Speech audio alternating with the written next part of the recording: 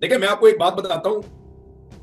ये मेरी family members ने मुझे ये बात कही, और बड़ी तकलीफ में मैं आपको ये बात बता रहा हूं। और ये कोई कमजोरी नहीं मैं शो कर रहा, लेकिन मैं आपको बता रहा हूं। जब मैं लापता था ना 5 महीने के लिए, तो उन्होंने कहा कि हम लोग तकरीबन ज़हनी मरीज बन गए थे कि जब मैं 5 महीने तक लापता था तो मेरे घर वालों के दिमाग में बहुत अजीब अजीब बातें आती थी। उन्होंने कहा, जी हम तो किसी भी लेवल तक जाने के लिए ज़हनी तौर पे अपने आप को तैयार कर रहे थे कि अगर इमरान वापस नहीं आता तो हम ये भी कर सकते हैं, वो भी कर सकते हैं। जान लेने और जान देने पे इंसान तुल जाता है, ऐसा होता है। लेकिन ये लोग लाहौर में रहते थे, रोजाना इनको लोग मिलते थे, इनको जर्नलिस्ट मिलते थे। ये जब अदालत में जाते थे तो जज इनका एहतराम के साथ इनका मामला सुनता था। इसके बावजूद इनकी फ्रस्ट्रेशन का ये लेवल था।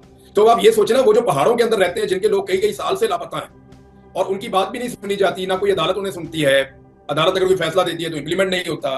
हर जगह उन्हें डंडे पड़ते हैं। मेरे घर वालों को तो डंडे भी नहीं पड़ रहे थे, और उनको जो है वो हर जगह रुस्वा किया जाता है, जलील किया जाता है। रियासत ने उनके साथ सौतेलों वाला सलूक किया है। और दूसरा देखें, अगर आप बलूचिस्तान को देखें तो वहां के लोग गरीब नहीं होने चाहिए। वो पाकिस्तान का सबसे अमीर सूबा है, आबादी उसकी बहुत कम है, लेकिन वसाइल उसके इतने ज्यादा हैं कि अगर बलूचिस्तान के वसाइल को बलूचिस्तान के अवाम में तकसीम किया जाए तो हर शख्स करोड़ोंपति होगा। हमें ये बात माननी पड़ेगी कि वो लोग बाय बर्थ करोड़ोंपति हैं, पाकिस्तान के सबसे अमीर लोग हैं, लेकिन हमने उन्हें पाकिस्तान का सबसे गरीब इंसान के तौर पे रखा हुआ है। तो ये बड़ी तकलीफ वाली बात है। पहले आप जाकर ये तो देखें कि अगर किसी ने वेपन उठाया तो उसके पीछे रीजन क्या है। देखिए, अगर एक आदमी वेपन उठाता है वो पागल हो सकता है, 2 उठाएं, 4 उठाएं, 10 उठाएं, 20 उठाएं।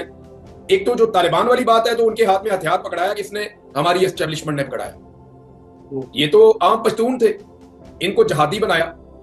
इनको अमेरिका से डॉलर ले लेके हमने यहाँ पे ट्रेनिंग दी पाकिस्तान के अंदर। यहाँ जहादी कैंप बना के हमने 70s और 80s के अंदर पूरी जंग लड़ी सोवियत यूनियन के खिलाफ। अब वो क्लाशनकोफ कल्चर पाकिस्तान में आ गया। वो ज़ियाउल हक के बारे में पंजाबी का एक शेर है ना कि लाशा हुन तक ढोने पे हैं, जान नु तेरी रोने पे हैं। यानी जान नु तेरी रोने पे हैं, लाशा हुन तक ढोने पे हैं। ये ज़ियाउल हक साहब की मेहरबानी से पाकिस्तान के ऊपर ये अज़ाब मुसल्लत हुआ। तो मामला ये है कि हमने इन चीजों को खुद ट्रिगर किया। आप दहशतगर्दों से निपटें, दहशतगर्दी को रोकें, ये आपकी रिस्पॉन्सिबिलिटी है। जिस जगह पे कहीं कोई दहशतगर्दी का इंसिडेंट होना है, उसकी इंटेलिजेंस, उसको रोकना और उनको सख्ती के साथ रोकना, ये रियासत की जिम्मेदारी है। लेकिन सेम टाइम में जो पॉलिटिकल क़यादत है या वो दिमाग जो सियासी अंदाज में सोचते हैं, महरूमियां दूर करना, लोगों को मेन स्ट्रीम के अंदर वापस लेकर आना, कौमी धारे के अंदर लोगों को शामिल करना, नौजवानों के अंदर से मायूसी खत्म करना, ये भी रियासत की रिस्पॉन्सिबिलिटी है। अब ये उछल उछल के बातें करता है भुगटी।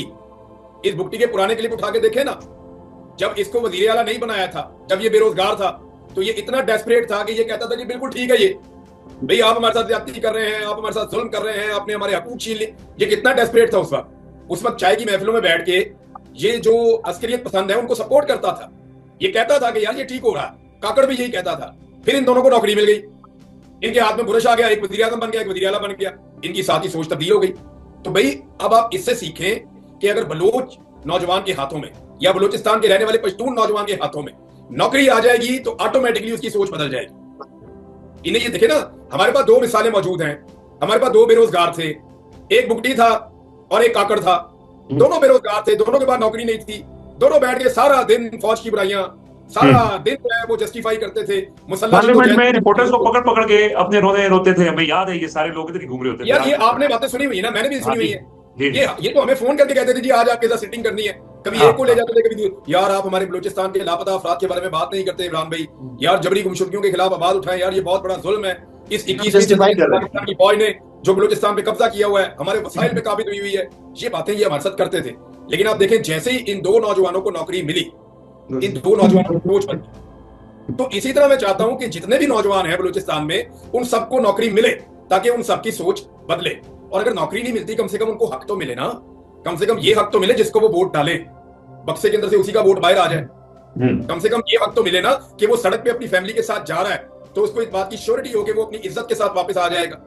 कम से कम ये हक तो मिले ना कि जब वो किसी तालीमी इदारे में जा रहा है तो उसे कोई एजेंसी उठा के नहीं ले जाएगी।